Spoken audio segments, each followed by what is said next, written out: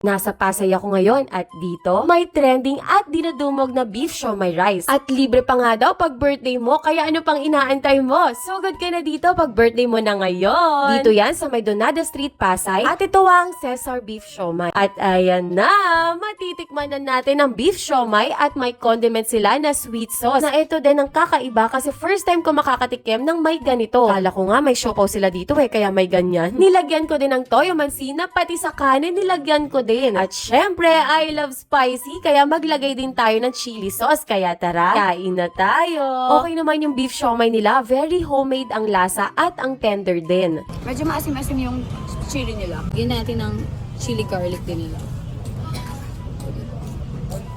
Syempre rice.